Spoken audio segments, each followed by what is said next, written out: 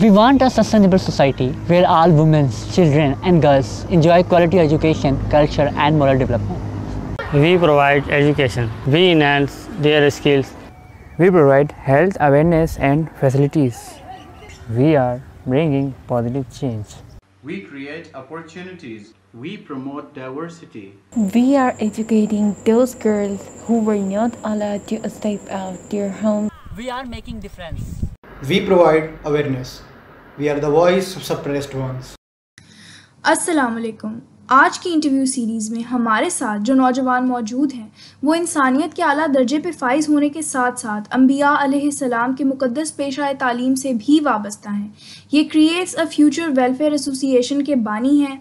इन्होंने सिर्फ अपने बलबूते और अल्लाह के सहारे ये स्कूल खोला ताकि अपने इलाके के गरीब गुरबा को भी ज़ेवर तालीम से आरास्ता कर सकें। हमारी सोसाइटी अगर इतने बुरे हालात के बावजूद भी चल रही है तो इसके पीछे यकीनन ऐसे ही नेक दिल और इंसानियत की कदर करने वाले मौजूद हैं। इन्होंने ख़ुद स्टूडेंट होने के बावजूद इतना बड़ा कदम उठाया।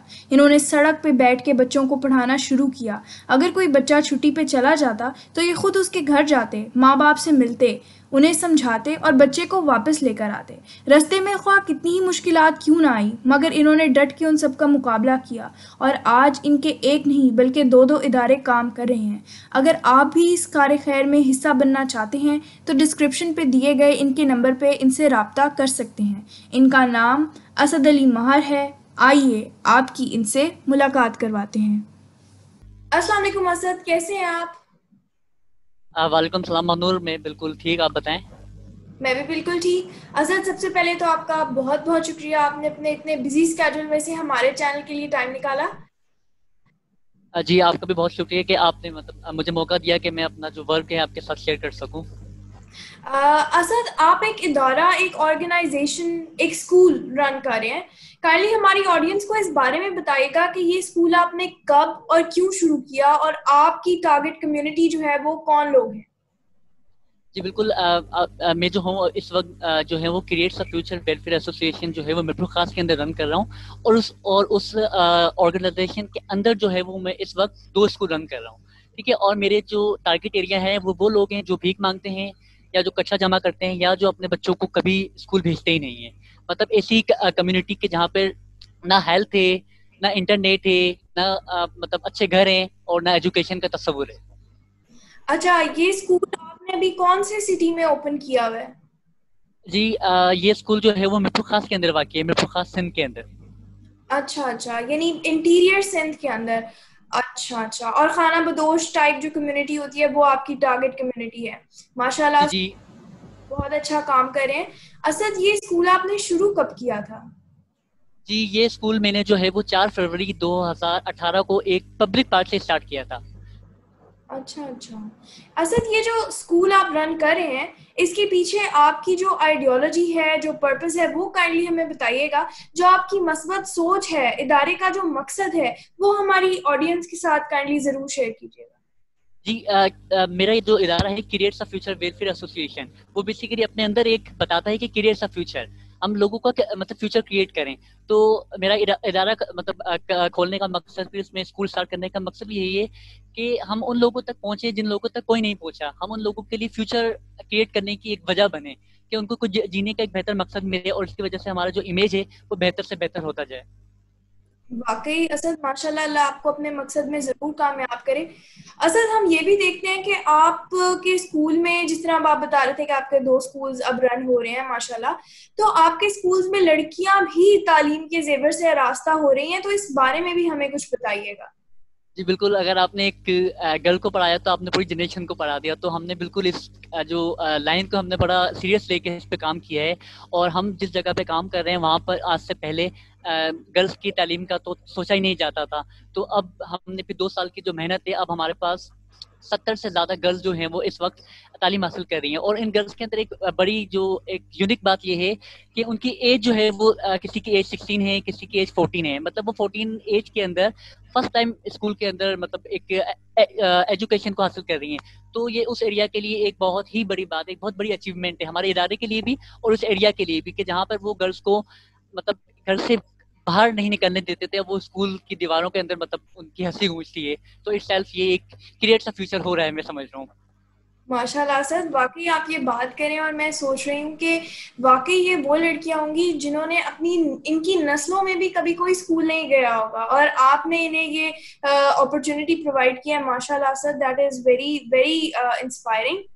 अच्छा, जिस कम्युनिटी को आप एजुकेट कर रहे हैं और जिस तरह आपने बताया कि आपके पास अब 70+ गर्ल्स हैं माशाल्लाह से, और जो स्कूल्स में आपके इन दोनों स्कूल्स में तालीम हासिल कर रही हैं, आप इन्हें तालीम के साथ साथ क्राफ्ट्स भी सिखाते हैं।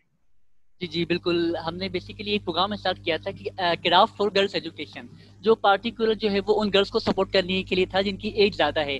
तो हमने ये इनिशिएट लिया था और हमने इसके अभी ऑलमोस्ट 5 क्लासेस हम उनकी ले चुके थे, मगर वो लॉकडाउन की वजह से कुछ डिस्टर्बेंस क्रिएट हो गई है, मगर हमने उनको काफ़ी चीज़ें सिखाई हैं।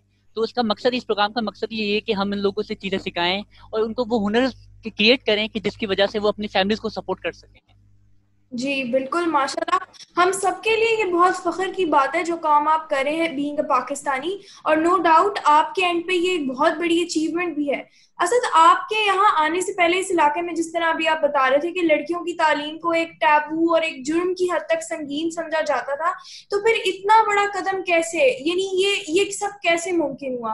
आपने यकीनन बहुत मेहनत की होगी, लोगों का एतमाद हासिल किया होगा, स्पेशली बच्चियों के वालिदैन का, तो वो अपनी कम्युनिटी की नॉर्म्स को तोड़कर आपके सिर्फ कहने पे, यानी वो आप पे इतना भरोसा करते हैं कि आपके कहने पे अपने बच्चों और बच्चियों दोनों को तालीम दिलवा रहे हैं। तो पेरेंट्स की काउंसलिंग के लिए आपने क्या किया? उनकी पेरेंट्स की तरबियत कैसे की? सेमिनार्स अरेंज किए थे या किस तरह? जी, मैं बात यहाँ से एक आपको बात बताना चलूँ कि जब हमने स्कूल स्टार्ट किया था तो 4 से 6 मंथ तक हमारे स्कूल के अंदर एक लड़की भी नहीं थी, लाइक वो अलाउ ही नहीं करते थे ना। फिर हमने जो है वो कैंपेन चलाई, हम घर से घर मतलब गए इनके, ठीक है, हमने उनको समझाया, तालीम वीडियो को हमने मतलब उजागर किया। हम उनके घरों पे, मैं पर्सनली बताऊं तो मैं उनके घर पे रोजाना जाता था, वो नहीं बेचते थे, मैं दूसरे दिन फिर चले जाता था। फिर मैं यही रूटीन बनती गई कि मैं उनके घर जाता रहा और इस तरीके से 1 से 2, फिर 2 से 4, और अब जो है वो पूरा एरिया जो है अपनी गर्ल्स को भेजने को तैयार है। तो यही है कि अगर हम सिर्फ ये समझ के बैठ जाएं कि उस एरिया के अंदर गर्ल्स एजुकेशन नहीं है या एजुकेशन नहीं है, तो इसकी वजह ही यही है कि लाइक हमने कोशिश ही नहीं की। अब जब हमने कोशिश की तो वो दरवाजे खुले, और वो जब दरवाजे खुले तो वो माशाल्लाह से इस तरीके से खुले कि अब उनकी जनरेशन जो है वो पढ़ने को तैयार है।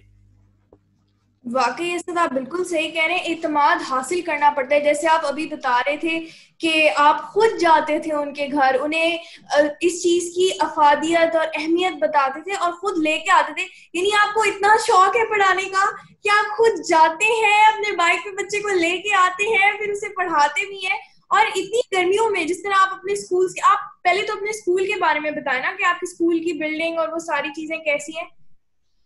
जी बिल्कुल, हमारे स्कूल के इस वक्त जो है वो 2 बेसिकली हट हैं, मगर वो हट जो है वो ऐसे सिंपल हट नहीं है कि आप इसे कहते हैं एक झोपड़ी बनी हुई, लाइक वो एक मॉडर्न हट है, क्योंकि उसके अंदर हमारे पास सोलर पैनल है और हमारे पास उसके अंदर मल्टीमीडिया भी है। लाइक हम उन बच्चों को इतना एंटरटेन करते हैं कि वो उनको मजा आता है स्कूल आने में ना। तो यही वजह है कि हमारे स्कूल में जगह कम पड़ रही है और लाइक रिसोर्सेज कम पड़ सकते हैं, मगर बच्चे कम नहीं पढ़ सकते, इस बात की अब मुझे गारंटी है। माशाल्लाह माशाल्लाह, यानी कि हमारे जो बच्चे हैं, हमारे जो पेरेंट्स हैं, जो कम्युनिटी अपने बच्चों को स्कूल नहीं भेजती, उसके पीछे वजह जो आप जिस तरह बता रहे हैं, मुझे ये समझ आया कि उसके पीछे वजह सिर्फ यही है कि पेरेंट्स में एजुकेशन की कमी है, कि पेरेंट्स को तालीम की अहमियत का नहीं पता। तो बच्चे बिल्कुल जी, इसके अंदर मैं थोड़ी सी ऐड कर दूं, क्योंकि मुझे थोड़ा सा एक ग्राउंड लेवल के ऊपर मुझे कुछ सीखने को मिला है कि इसके अंदर 2 वजह हैं। एक वजह ऐसी बात है, हमारे पेरेंट्स को जो उन एरिया के अंदर वहाँ तालीम की वैल्यू नहीं है, पेरेंट्स को नहीं पता।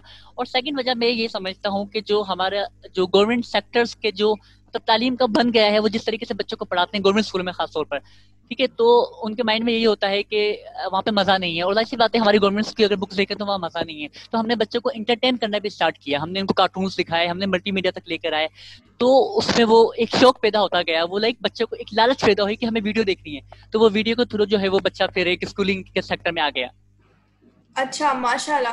असल आपसे एक क्वेश्चन हमारा ये है कि जिस तरह हम आपकी इंस्टाग्राम और आपका यूट्यूब और फेसबुक देखते हैं, तो उसमें हमें पता लगता है कि आप होली भी सेलिब्रेट करवाते हैं, दिवाली भी सेलिब्रेट करवाते हैं, ईद भी सेलिब्रेट करवाते हैं, और सिंध के उस एरिया में बहुत डाइवर्स कम्युनिटी रहती है, यानी क्रिश्चियंस, हिंदूज, मुस्लिम्स, ये सब इकट्ठे रहते हैं।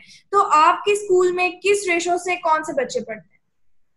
जी बिल्कुल, हमारे पास जो इस वक्त जो करंट जो स्ट्रेंथ है उसमें जो है हिंदू और मुस्लिम्स की तादाद इक्वली है।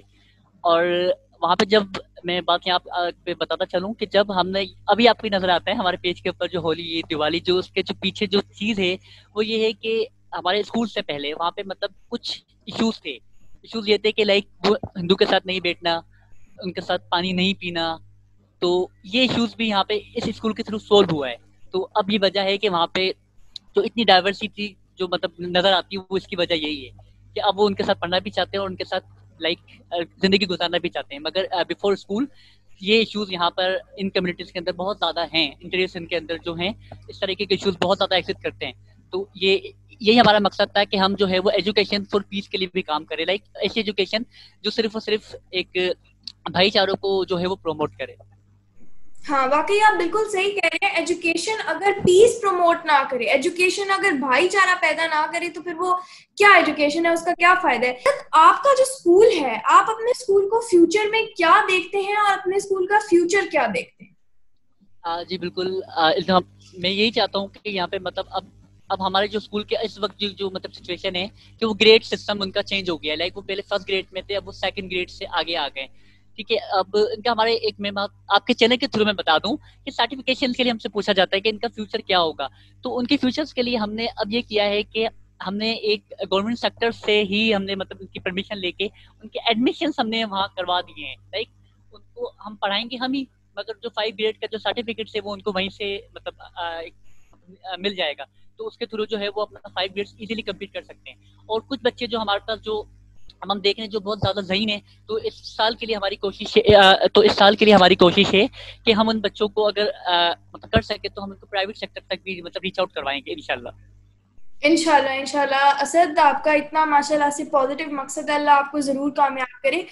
आखिर में असद आपसे एक बहुत ही जरूरी सवाल कि जब आपने स्कूल स्टार्ट किया ये 2 साल पहले, तब आप एक स्टूडेंट थे, ठीक है, तो आप अभी भी एक स्टूडेंट हैं, तो असल स्टडीज के साथ इतना बड़ा प्रोजेक्ट मैनेज करना, जो आपके दिन का ज्यादातर टाइम इसी में चला जाता है, तो ये कैसे मुमकिन हुआ? और जो हमारी यूथ है जिनका मेजर बहाना ये होता है कि हमारे पास टाइम नहीं है, उनको आप क्या पैगाम देंगे? क्योंकि आप भी उन्हीं जैसे एक स्टूडेंट हैं। अगर आप ये काम कर सकते हैं तो हर बच्चा अपने एंड पे अपनी कम्युनिटी के लिए कुछ ना कुछ जरूर कर सकता है। तो यूथ के लिए आपका क्या पैगाम होगा?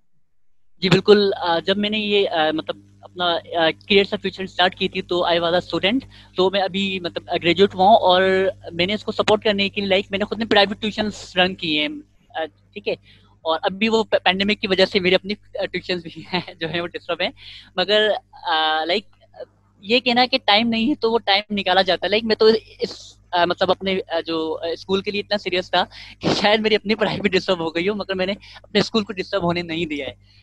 और यही वजह है कि अब वो अब एक सेट है। अब जब वो सेट है तो मुझे उम्मीद है और मुझे यकीन है कि आगे जो चीज़ें जो है वो बेहतर की तरफ ही जाएंगी। और मेरा यही मैसेज है कि अगर आप 100 बच्चों को नहीं पढ़ा सकते तो आप एक बच्चे को जरूर पढ़ाएं, क्योंकि जब मैंने भी स्टार्ट किया था तो सिर्फ 2 बच्चों से स्टार्ट किया था, तो अब वो 2 बच्चों से 100 से ज्यादा बच्चे खुद बन जाते हैं अगर आपके इदारे मजबूत हों। तो वो कहते हैं ना कि there is a will there is a way, तो बस यही एक इससे बनते बनते वो एक कारवां बनता जाता है। हाँ जी, कतरा करके समंदर बनता है। बिल्कुल सही बात है आपकी। तो Asad, that was really nice talking to you and I really pray कि हमारी सोसाइटी में आप जैसे लोग और हों ताकि हमारी सोसाइटी और फ्लरिश कर सके। Thank you very much for giving us your time. अल्लाह हाफिज। अगर आप भी एक स्ट्रगलिंग हीरो हैं, सोसाइटी के लिए कुछ पॉजिटिव कर रहे हैं और चाहते हैं कि आपकी कहानी दुनिया तक पहुंचे, तो डिस्क्रिप्शन में दिए गए ईमेल पर राब्ता कर सकते हैं।